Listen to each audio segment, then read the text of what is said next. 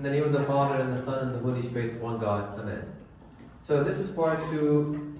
We're covering the 8 F's that must know before getting married. And again, as I mentioned, the first video about courting is this, the proper way or word for seeing someone. Not dating, but we're going to use dating for the topic. In part 1, we covered these F's. Remember? Faith, family, and fully honest. Okay? So, before we start, the fourth F. What is the divorce rate in the US for first, second, and third marriages? And I'm going to tell you why I brought this statistics up. The first marriage is 41% in the divorce versus 60% in the second marriage versus 73% in the third marriage. And why this is relevant? Because after the first talk, someone may think, you know what, it's not a big deal. Now people get divorced easily. I think even if I made the wrong choice, I'll be able to find another one. Even though this statement is very wrong, and I can agree on it, and it's not true. But let's address this. Even if you think you made the wrong choice the first one, you didn't really do your homework, you didn't do it the right way, and you messed up, that doesn't mean the second one will be easy. Because the divorce rate in the second marriage is higher. Why? Because if you made the wrong choice the first time, most probably you're gonna choose based on the same way you chose the first time. And the third marriage is even worse, 73% end in divorce. So here, to go with this mindset, it's not helpful. It's better to do your homework, work harder first for the first marriage, and get it done. It's once and for life. Okay, so the fourth one is finances. Finances, of course, marriage requires love. Of course, we know that. But also requires what? Planning, honesty, and responsibility. One of the most important aspects of a successful marriage, Christian marriage, is financial stewardship. Many marriages experience stress and conflicts due to financial mismanagement. As a matter of fact,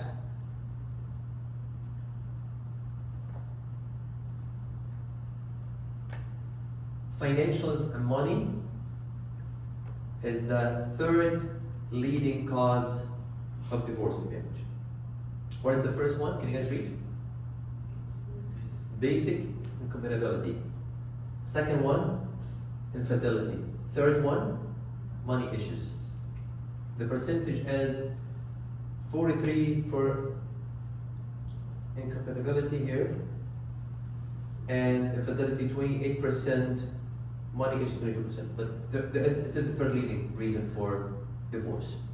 So yes, we see how important is finances. Finances conflicts, one of the tough ones in marriage. So what is it? What should we be talking about when we're seeing someone? First question is, what the most important one, are we ready financially to start a family? To get married? Are we ready for the wedding expenses that can be thousands and hundreds of thousands of dollars?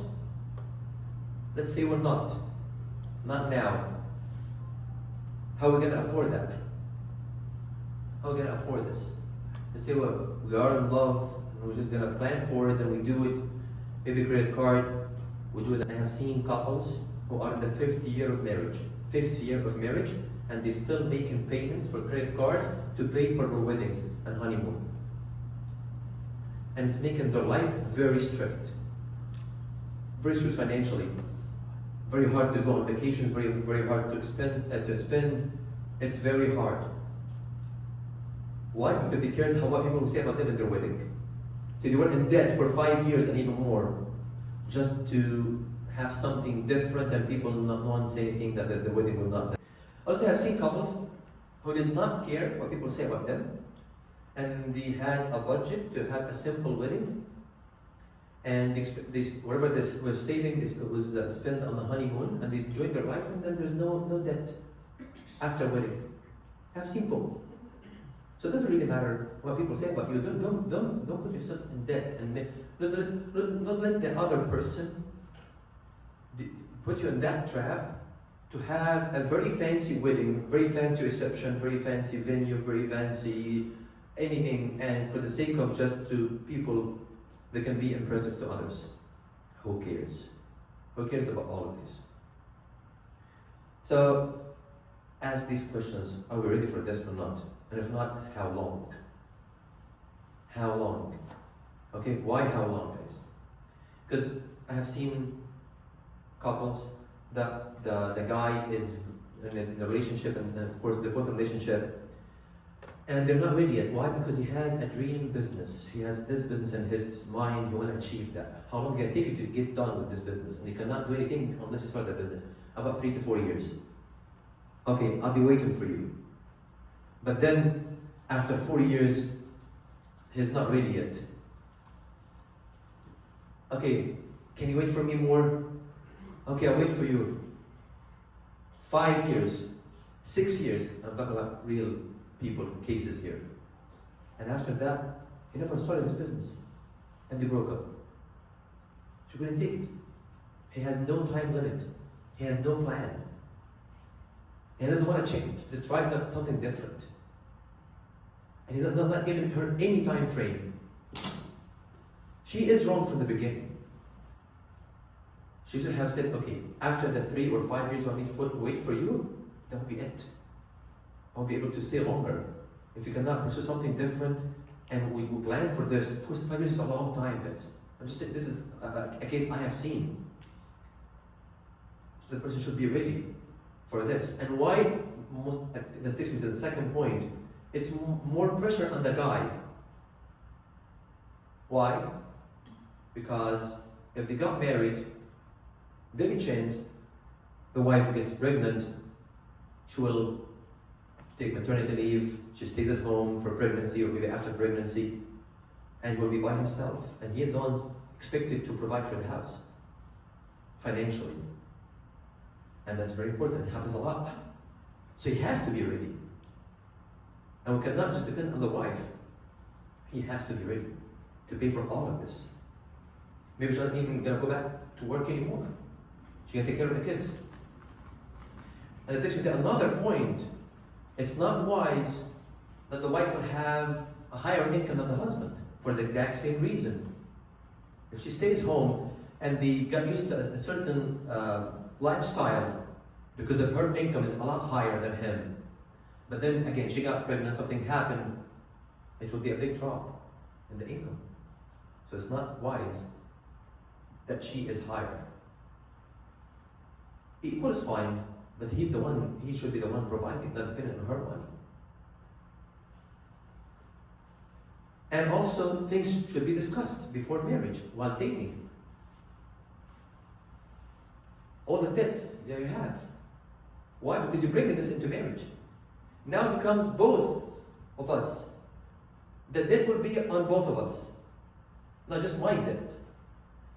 So before you're thinking about proposing or accepting them or saying I do and all of this, think about the financial problems. Debt like what?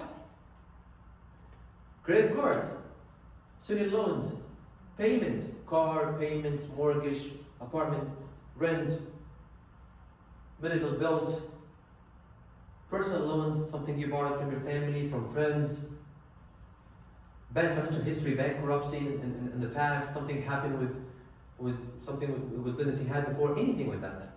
Gambling debt, that can be a problem too. Why? Because you're bringing all of this to the marriage. Discuss how we will be handling this debt. This is something to discuss while you're still dating. Not after marriage. It'll be too late. Way before even engagement. That's a lot. How are we gonna be able to pay this? And if the other person agreed, what's the plan? If it's my debt. Another important point about financials, bank account. Bank account, that's a big question here. How are we going to manage Our money, is it gonna, we're gonna have joint or separate? Or both? Of course, in Christianity we'll become one. So everything become one. So you should join a bank account, but let's say we have a lot of debt. That would determine a lot. I'm gonna pay for my own personal debt, and you pay for yours, and then we have a joint account, use it for our expenses. How are we gonna do that? Are we gonna do a mix of both, or just joint? We have to discuss all of this. These are important stuff, guys, because a lot of fights, financial is a big thing in marriage. You have to be very transparent with the other person, and the person has to be very transparent. Even if we agree that we have separate accounts. Let's say we're going to agree on this. One joint and two separate. Both the spouses, they should have full access to the other account, that I'm not in it. To make sure we are on the same page, there is nothing suspicious. So even if I decide she will have her bank account to pay her debt, student loan, I'll pay mine, and we have a joint one, I have full access to her account, she has access to my account.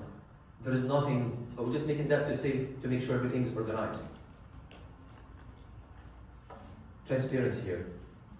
That's the what? The fourth one. What is it? Finances. What is the fifth one? You see, guys? Friends. Of course, friends. So, I'm going to tell you a story. Something happened a few years ago. I was involved in that case. A Coptic couple, they're both Coptic, born and raised Coptic, and very religious families. They got married. They moved to another city, another state. A few months later on, the husband is complaining about his wife. She started to know a friend at work, a woman. She became too close to that woman at work, and she started hanging out with her. The husband was kind of concerned, and when I asked him, he told me, I don't trust that woman. She had multiple divorces in the past. She has multiple relationships right now, and I'm worried about my wife. I don't trust that woman. And that's a true story. So I talked to the wife and told her, your husband is priority now. He's concerned and you should prefer him over your friends. And she said, okay, I'm going to talk to him. I said, okay, talk to him. After she talked to him, he called me and said, okay, fine. She told me her friend needs help. She's going through a difficult time, divorces and relationships, and she's supporting her. I said, are you okay with that? He told me, yeah, I'm fine. She's okay. After 6 months, he's filing for divorce. Why? He found out that his wife cheated on him with multiple men. Some of them at the same time. How she ended up like this? We have no idea. We have no idea. She exactly did what her friend did. Very sad story. I said, I don't know. This is expected from you. From anyone hands out people like that. Friends make a big difference. And we know the saying. We know that saying. Show me who your friends are, and I will tell you who you are. It's a very true saying. It's a very true saying. It's a very true saying.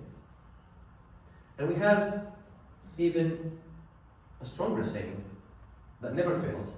Never fails. 100% all the time. 100%. Always true. 1 Corinthians 15:33. Say it with me, guys. Do not be deceived. Bad company, good morals. Never fails. Other versions says, do not be deceived. Bad company, evil company corrupts good habits. That is true. 100%. Never failed. Yes, we should love everyone, but not to be close friends with everyone. We have seen many examples. People started smoking, drinking, cheating, stealing, cursing, lying, adultery. And I just told you a true story from friends. If you have a friend that is bad influence, and you know it, you know he or she is bad influence, and you still with that friend, that means two things. You do not care about yourself, your own salvation, you do not care about God. If you continue with that person, and you know this person is not a good friend, you know that, and it's so obvious, and since you get to know this person, you've been doing a lot of bad things, and you still continue it, that means you don't care about anything, you don't care about yourself because you're destroying your life for the sake of that person. And one day that person may leave, may not be in your life, but you're ruined. Your life is ruined. And you're risking eternity. You're risking eternal life for that one person.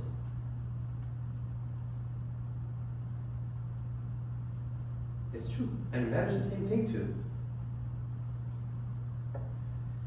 So, who are the friends of the person I am dating?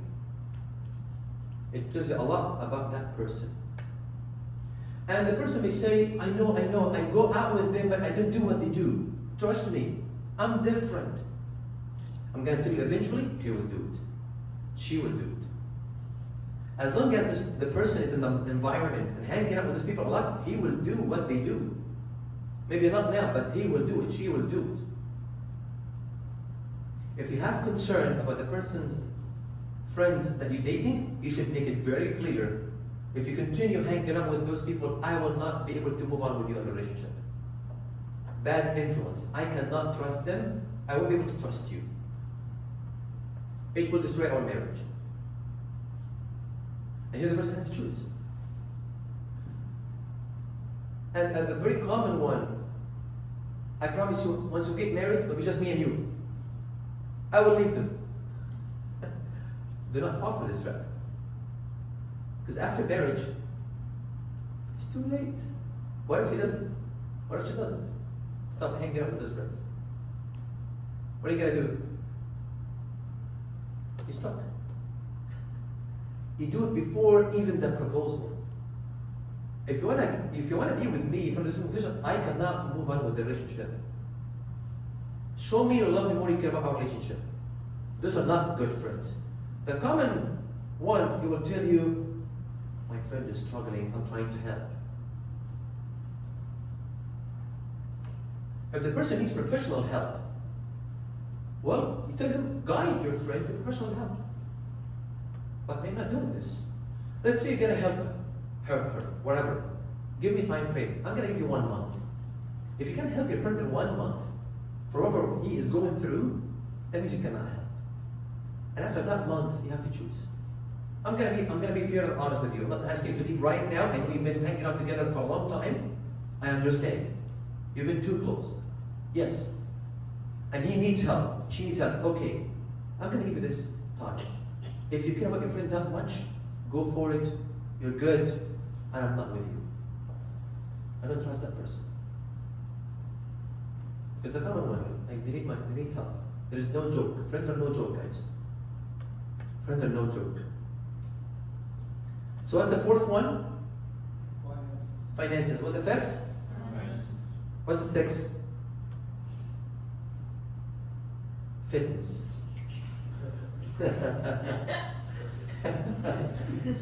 Here I'm not talking about you marrying an athlete, okay, or a model, or no, just fitness. We covered some of it in the being fully honest, right? But we need. I want to make sure the person I'm getting married to is healthy, is fit for marriage. So here, being fully honest is very, very crucial that we covered in the first lecture. More details about this in the first lecture. But here, the past lecture I talked about fully honest about what happened in the past. But what about now? Maybe now there's something going on here. Right? And this is the same thing to mention. Physical issues, problems, happening right now, currently taking place. Major surgeries, transplant, God forbid, cancer, infertility, diabetes, major accidents. Things happen to the person cannot be a healthy person for marriage. These are important, right? Another most important one in the health-wise is the mental psychological issues or disorder. This can destroy the marriage. And the problem is most people care a lot about the outlook, the physical one. Person attractive, he's looking good, she's looking good, and that's it for me. But bipolar, PTSD, clinical depression, social anxiety, suicidal thoughts, harming themselves, trauma from sexual abuse, rape, homosexuality, sexual identity, same-sex, attraction, addiction. We covered a lot of this in the but this is just, we have to mention this, guys. It's important. These things can destroy the marriage. So be honest with yourself and with the other person. And by the way, these things are treatable. They are treatable. And they say about 90% of people have mental problems, they can be treated. So have honest discussion before marriage about the mental health challenges. Seek professional help. Do not pursue a relationship until the person, again like I said last lecture, is fully recovered from this, or on medication. Some person is stable for a long time. And then it should be safe. If you think it's safe and you think it's fine, go for it. Number 7, focus. Meaning, stay committed to one relationship at a time. Why? There's a big mistake some people do while dating someone. They try to juggle between more than one person at the same time. It happens. It happens. The person is interested in 2 people, cannot make a decision, texting both at the same time, talking to both at the same time. Why? Because one loses an opportunity. If that one fails, I have a backup plan. Very deceptive. Very wrong. Very wrong. And it happens. You have the person have multiple options at the same time, just in case. It's very wrong. And leads to serious consequences. Why? Because if people knew about this, people talk. People always find out. They talk through connections, social media, friends, and then your reputation will be damaged. To be known that the person who just dating people at the same time, not trusted. No one can respect that. Because you cannot play with emotions and feelings. And then you lose credibility among your community. And the person may end up losing both. Because the person is not decisive, like very confused. We cannot be doing this to people. They're being unfaithful to the one I'm seeing at this point. So focus on one relationship at a time. And remember we talked about the first time. And what is the first F? Huh? Faith. Second. Second one was family? Okay. Third one? Fully honest. Fourth, finances. 5, friends. 6, fitness. 7, focus. Number 8, form. Here I would like to introduce you guys to a form. The form here, it's a list of questions about your expectations in marriage. I'm going to go through quickly. Each and every point on that list, I'm going to go through, has caused conflict in marriage. Yes, different couples, but each one of them has did something. I remember a few years ago, I'll say last year probably, someone was dating someone and they got engaged, they got married. Before the marriage, I asked him that question. Have you gone through the list? All these questions. And he said, yes, all of them. We're good. Okay. After 2 weeks of marriage, he called and said, I have a conflict with my wife. And I said, this wasn't on the list. I asked you. He told me, to be honest with you, I went quickly over it. I didn't think we're going to have this issue in marriage. And this, I've been using this, and even Sayyidina, they saw that and approved it. and other fathers are using it too. Do not underestimate or overlook or ignore any point on that list. That list covers the following, guys. So it says here you should fill it separately, and then you compare the answers, and that's how you will know the person is matching or not. Even if there's conflicts in the answers, can you reach a common ground or not? Which is fine too. This is to avoid conflicts in marriage. This list. Okay? So some people who, if only one person coming to ask for advice, I will give that person the form and tell him, you can do that with the other person. Some people just take it on their own and they ask that question to the person without telling the person they're asking that question. Meaning during that conversation they would ask, what do you think about this? And they would hear the answer and to evaluate on their own. Okay? So the list is like this. So it goes through sections. First is spirituality, of course, and talks about a lot of things about spirituality. If you are a spiritual person, and this one may be not important to some people, but for those who are spiritual, and care about spiritual life, those who are serving, who love God, who want to have a good, blessed family, this one is very important here. We'll go through questions, how many times you go to church, and how we're going to do it after marriage, how we serve, for what, do you have father of confession, things like that, small things we covered in the first one about faith. I'm going to go through it quickly. Okay?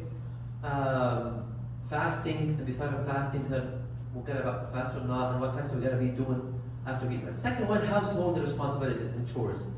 And here the answer is dividing the responsibilities, of course. Not everything on the wife, and everything on the husband. And the answer here, the person will think, I be doing the cooking, or you will be doing the cooking. And here the person can say no or not. And you never know what the other person is expecting in marriage. Okay? And washing dishes, laundry, these are things. People fight over these things, guys. And I'm sure your parents, you may have heard parents fighting over these things. Okay? Buying grocery, house cleaning, having a pet. You know what? Some people fight over this. It's a big thing. And expecting that I already have my dog, I'm gonna, I can't leave my dog. The wife is allergic to pets. He said, I cannot have it in the house. And they thought about this after marriage, after honeymoon, the wife want to bring my dog. I looked at my parents.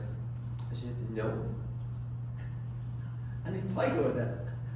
And there's more, stuff like that.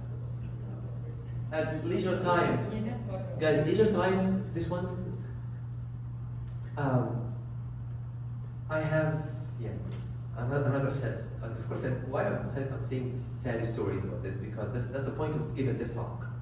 Because they're the things that we see as clergy and how people suffer in marriage. We're trying to share this experience with you guys so you can benefit from this. You didn't go through this pain. And I really have a case here in one of the cities I'm involved in. The husband, they've been married for 15 years. 15 years. And they have kids, grown-up kids, high schoolers. And the husband suddenly said, I cannot live with my wife anymore. And what is the reasoning? He found out that we don't have the same interests. And he's serious.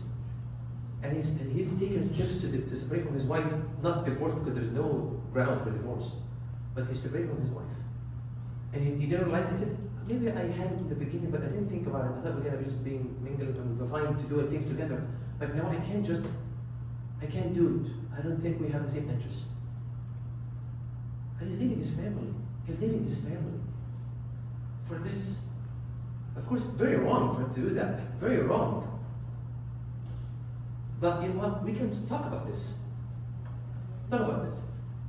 The time, how we will spend the free time. And can we do? It would be great if you have common interests. But also be greater if you say, I like it. For example, when you go on vacation. One spouse likes to go outdoors, on the beach, stuff like that. Another spouse would like to be on vacation, want to rest and sleep. In a hotel, going out to eat, to come back, want to relax. Two different interests, and vacation, they will have big fights, a lot of fights. Because of this.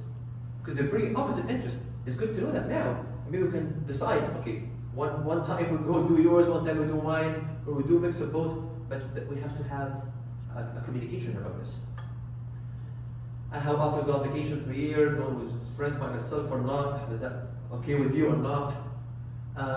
Children, remember the story I told you about last time? We want to have kids in our marriage. Make sure the person says yes or no, and you know this clearly from the person, and after how long we can start trying, of course, on our hand, but when we start trying, live in an apartment or a house, when we have kids and so forth, schools, public or private, this stuff, again, because I'm going through them, every single point of this causes conflicts in marriage. Of course, we cannot avoid them when they happen, but it's good to talk about it now. Why not? Instead of wasting time, wasting time in talking and phones and texting and FaceTime for hours for nonsense. How about this stuff? And you find out, when I'm confused, but I don't know if this person is good for me or not. Where we go? Very practical things here you can ask. Finances, of course, just covered that. Questions you can ask. In-laws, extended family. How many times per week we visit if both our families are in town? Could the families may have high expectations? Your parents are here, her parents are here. You come visit me every week, and they expect it every week. No, twice here, no, a feast is here with us, no, a feast with them. And family fight. And you are in the middle, and you're married already. Talk about this now, and decide on it now. Travel, if they are living out of state, the family, how many times we're going to visit them? How many days we can stay or we'll spend holidays? Extended family. Oh, this one here. Events. I have seen one spouse having a lot of cousins, a lot of events, a lot of birthdays, in town, out of town. And the other spouse has no family, just him and an immediate family. And the one who is used to have a big family always want to travel. The other person cannot do this. I'm not used to this. So many social events. We have to decide on this. I cannot be doing all of this. If it's your cousin, you want to go on your own, you can go, but I don't have a family to go with you every time. I cannot do this. Simply cannot do it. And we talk about this. Weddings, showers, engagements, newborn, baptism, this all family events. Family events. Dwelling, where we're going to live. Again, I'm going to send you guys the PDF, but just giving you the truth. Emotions and feelings. What's your love language? That's a big one. What's my love language? Do you know my love language? Do you know yours? This stuff is important, guys. Conflicts. How are we going to solve conflicts? Are we going to get people involved in our conflicts or not? Are you going to bring your parents in the conflicts? Are you going to talk to a priest? What are you going to do about conflicts? Or do it on our own, or ask someone who is trusted, or just going to be us talking about this? And we agree on this. Of course, I don't recommend bringing your parents in any conflict, or his parents or her parents. Okay? A certain topic here. What is? Any more? Job and career. What career should have a priority in our marriage? What are the potentials for disruption? When your job will ask you to travel a lot, leave me alone. I cannot be alone. You cannot leave me traveling for weeks for a job, for work. I can't. Someone has to do that. And I don't have a family here, and I have no one here. Oh, well, then you need to decide on this. Find another career, find another spouse, find another person. Physical intimacy. Intimacy is very important. Someone will say, after I have kids, I don't have any intimacy with my spouse. But other people say, no, I cannot do that. And there will be surprises in marriage. These things have to be agreed on. No one can make a decision on his own or her own for these things. And then it says at the end here, I covered this part in the past lecture, guys. More details before proposal. Since you are in college, I'm sure none of you guys proposed yet or proposed anyone yet. The stuff I mentioned in the last lecture, guys. The addiction part and the trauma happened in the past. All of these had to be revealed before any public announcement. If you found that this is the person I'm going to be with, I want to propose to that person, I'm going to reveal all of these things that happened in the past. We'll talk about this in the last lecture. I should reveal it to people. And if you are the one having things, you should, and the other person said, I already want to continue with you, I should be want to tell you about things in my life. Okay? Measure all of these things. We have to be before any public Again, you cannot do a proposal or engagement and you know there's something ongoing here with the other person and it's not being resolved. You'll be not smart if you do that. Okay? Addiction, drugs, alcohol, the stuff we covered last lecture here. It has to be resolved. And it says here at the end, if any of the previous points are still unresolved, then it is extremely important that you do not pursue any official step, proposal, engagement, or marriage until the issue is resolved. And for a long time, you can see a change.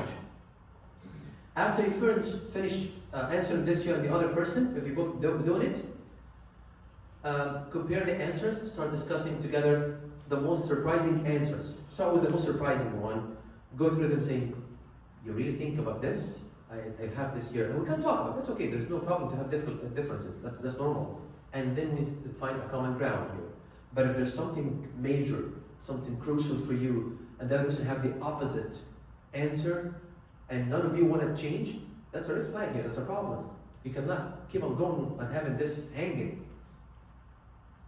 And whether they both agree or decide not to continue the relationship, all these points should be discussed with the priest to find out what is the correct teaching of the church, because some people may agree on something that is not biblical. There are so many things people can come and agree on, and it's not biblical. And it's good to share with the priest. What was your answers, especially and I added some answers for some questions that are confusing for people who don't know how to do this. I added some answers to it, and from His Eminence Q&A on the diocese website, Bishop Metropolitan Yusuf. And I found the answers, and I put it for that to guide people for certain things like about birth control and pregnancy and all of these things. Satan has the answers, and I added them to that so people know the right teaching about these things. I'm not trying to scare you guys, but marriage is a big step. It's a beautiful journey, but I just want to understand its significance. Marriage is not just about love and emotions and feelings. It's a long life commitment, and that requires wisdom, requires preparation, requires efforts. And it's a big step, and it's a covenant. It's not a contract. It's a covenant between the two couples and God. That's big. It impacts your future. It impacts your faith. It impacts your family. It impacts everything in your life. So here, always ask for wisdom. These are great tools. They're great tools. The 8 F's. And there's more and more, I'm sure there's more out there. But ask wisdom. Pray day and night. When people ask me, they tell me they come in, they're about to start a relationship with someone, or they're seeing someone, or dating someone. I tell them, pray every day, morning and night. Ask Him for wisdom. Ask Him for guidance. Tell God, God, show me a sign. If this relationship is from you, bless it. Make it grow. Establish it. Give us confirmation, me and the other person. If it's not from you, give us signs. Show me things. Open my eyes. It's very important to ask for guidance from God and from others. Maybe God will send someone. God sends red flag. God sends messages. He may say someone telling you, by the way, be careful, I heard this about this person. That's a red flag. That's a sign from God. God is answering your prayer. Don't overlook this. Do not think, no, it's okay. No, just God is actually talking to you, and you pray that God is answering you. Something happened from the person himself or herself, something really weird, something very strange, and it was very abnormal. You pay attention to these things. Ask for wisdom all the time, and that's why I warn you, be careful. Don't get involved in lust in the relationship. Lust can blind you. Lust has many consequences in the relationship. Number one is it's a sinful thing. It's something sinful. Second thing, you never know if this person is going to be with you or not, especially if you're not, there's a long time for you to get married. You may not be with that person. And the feeling afterward, if you break up with that person and get involved in another relationship or get married afterward to a different person, it will hunt you down. And the devil will keep bringing this up to make you feel guilty and bad about that. So avoid it from the beginning. And the third point about lust is it blinds people from seeing the right things. People, when they are guided by lust, they are blinded. They cannot see the red flags, the message that they're saying, because here the lust is taken over. It's the one leading the person. And for him, keep the relationship pure, because once you get sin involved, meaning inviting the devil to be involved. When he's invited in any relationship, the devil will ruin it. If you care about this person, if you love this person, if you're going to keep the relationship, do not invite the devil by being involved in sexual sins in this relationship. Again, it's a beautiful thing. If you do it right, if you get ready for it, if you do your homework, if you pray and ask guidance and ask God's blessings, it will be the most fulfilling and rewarding experience of life. And glory be to God forever. Amen.